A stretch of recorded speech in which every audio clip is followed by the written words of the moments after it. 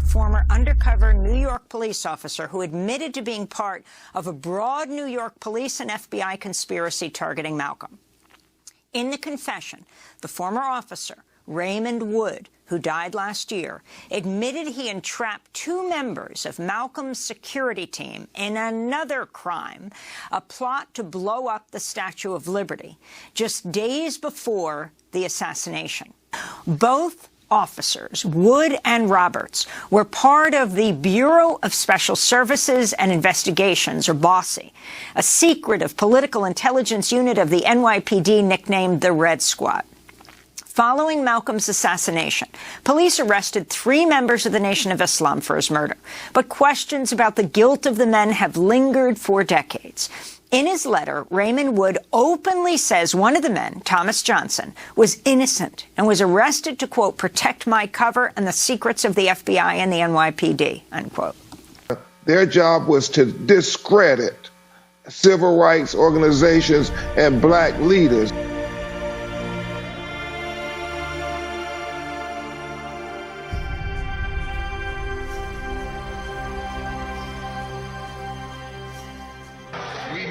We must understand the politics of our community, and we must know what politics is supposed to produce. We must know what part politics play in our lives. And until we become politically mature, we will always be misled, led astray, or deceived or maneuvered into supporting someone politically who doesn't have the good of our community at heart. So the political philosophy of black nationalism only means that we will have to carry on a political program of re-education to open our people's eyes, make us become more politically conscious, politically mature. And then we will, whenever we get ready to cast our ballot, that ballot will be cast for a man of the community who has the good of the community at heart.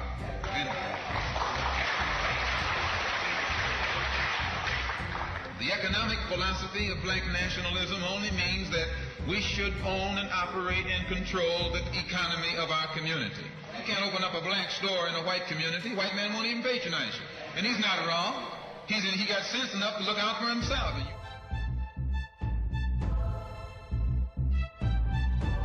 You don't have sense enough to look out for yourself. The white man is too intelligent to let someone else come and gain control of the economy of his community. But you will let anybody come in and control the economy of your community. Control the housing, control the education, control the jobs, control the businesses under the pretext that you want to integrate. No, you're out of your mind. They attack all of us for the same reason. All of us catch hell from the same enemy. We're all in the same bag, in the same boat. We suffer political oppression, economic exploitation, and social degradation. All of them from the same enemy. The government has failed us. You can't deny that. And you walking around here singing, "We shall overcome." The government has failed. This is part of what's wrong with you. You do too much singing. Today it's time to stop singing. We're nonviolent with people who are nonviolent with us. His speeches were controversial. And it is time for you and me to fight for ourselves. In order for you and me to devise some kind of method or strategy to offset some of the events or a repetition of the events that have taken place here in Los Angeles recently, we have to go to the root. We have to go to the cause. Dealing with the condition itself is not enough. And it is because of our effort toward getting straight to the root that people oftentimes think we're dealing in hate.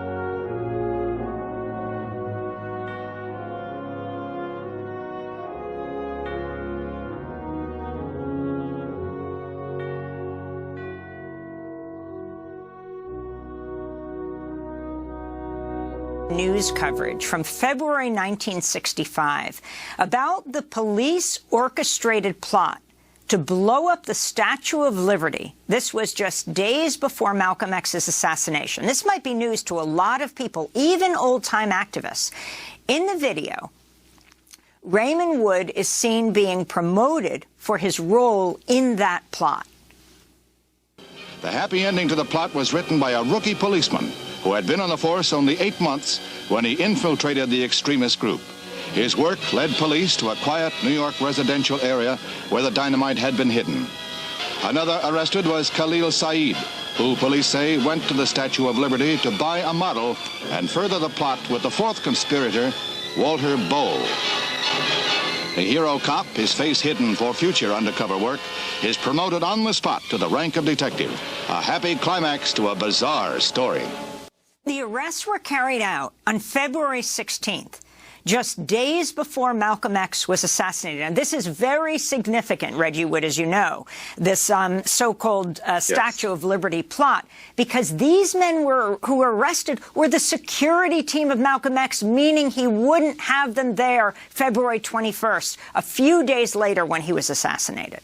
Ray was told by his handlers that not to repeat anything that he had seen or heard, or he would join Malcolm.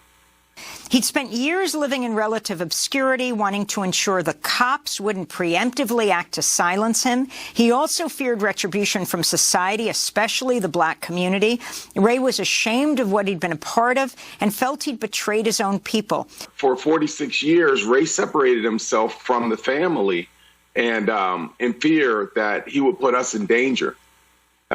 Ray lived alone many years, and he finally, in his final years, when he realized that his cancer was reoccurring, he wanted to reconnect with family because he didn't want to die alone. So I volunteered to move him to Florida so that my wife and I could take care of him and get him back and forth to his cancer treatments and things of that nature. And therefore, he trusted me enough to reveal this information and ask me not to say anything until he passed away, but at the same time, not to allow him to take it to his grave. It is legitimate, and that's very important to help exonerate all those black people who were wrongfully convicted by Ray Wood's work, all those people who have been conspired against by the NYPD and the FBI. Thomas Johnson, who was picked up, who wasn't even at the Audubon ballroom, but to ensure that Ray's cover would not be blown, was arrested and served almost 3 decades in prison for a crime of killing Malcolm X that they all knew he did not do. On Saturday, Ray Wood's cousin, Reggie Wood, read the letter at a news conference at the Shabazz Center in Harlem.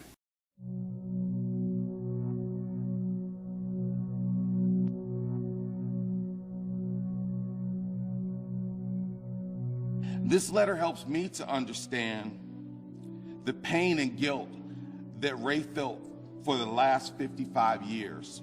He conspired to help the NYPD assassinate Malcolm X.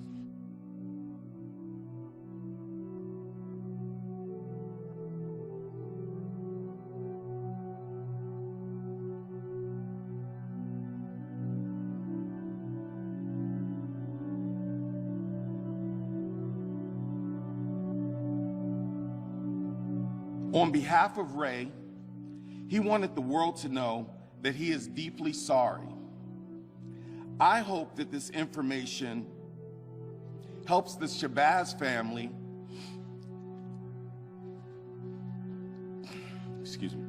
to more clearly understand what happened to their father on that horrible day.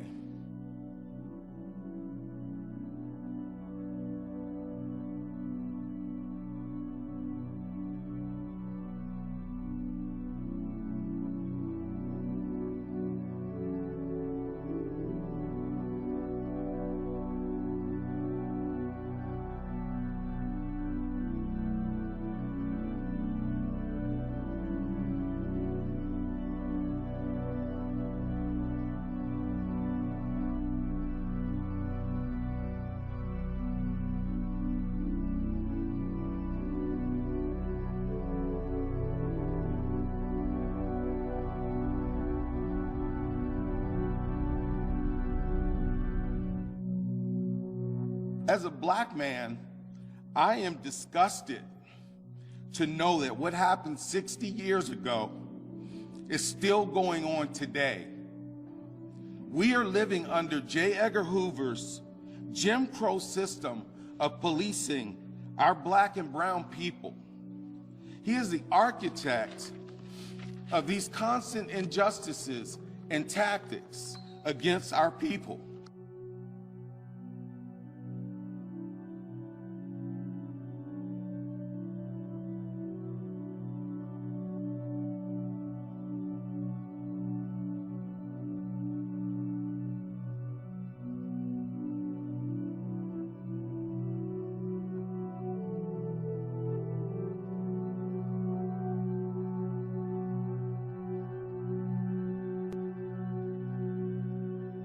It's dated January 25th, 2011. I, Raymond A. Wood, being of sound mind and body, wish to confess the following.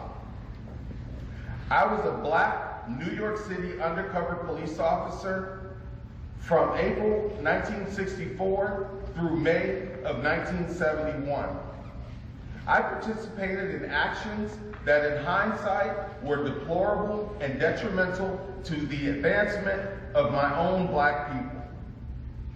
My actions on behalf of the New York City Police Department, BOSSY, were done under duress and fear that if I did not follow the orders of my handlers, I could face detrimental consequences.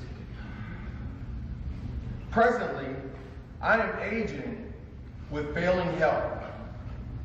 Recently, I have learned of the death of Mr. Thomas Johnson and are deeply concerned that with my death, his family will not be able to exonerate him after being wrongfully convicted in the killing of Malcolm X.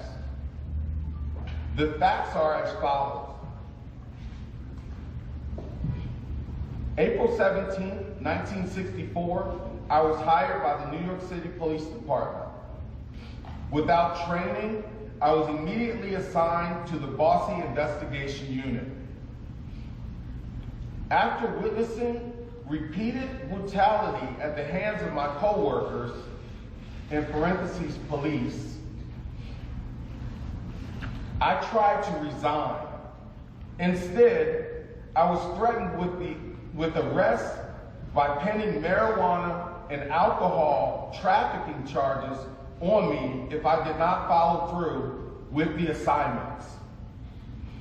Under the direction of my handlers, I was told to encourage leaders and members of the civil rights groups to commit felonious acts. The Statue of Liberty bombing idea was created by my supervisor / handler. Using surveillance, the agency learned that Bo and Saeed were key players in Malcolm X's crowd control security detail. It was my assignment to draw the two men into a felonious federal crime so that they could be arrested by the FBI and kept away from managing Malcolm X's Audubon ballroom door security on February 21st, 1965. On February 16th, 1965, the Statue of Liberty plot was carried out and the two men were arrested just days before the assassination of Malcolm. At that time, I was not aware that Malcolm X was the target. On February 21st, 1965, I was ordered to be at the Audubon Ballroom, where I was identified by witnesses while leaving the scene. Thomas Johnson was later arrested and wrongfully convicted to protect my cover and the secrets of the FBI and the NYPD. I have placed my full confession into the care of my cousin, Reginald Wood, Jr. I have requested this information be held until after I have passed away. It is my hope that this information is received with the understanding that I have carried these secrets with a heavy heart and remorsefully regret my participation in this matter. Raymond A. Wood.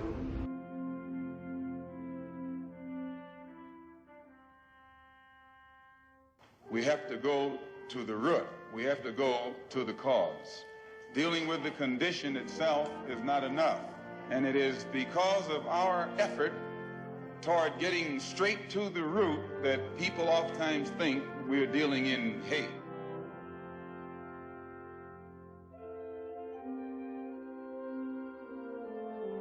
The assassination of Malcolm X was an unfortunate tragedy. It reveals that there are still numerous people in our nation who have degenerated to the point of expressing dissent through murder, and we haven't learned to disagree without being violently disagreeable.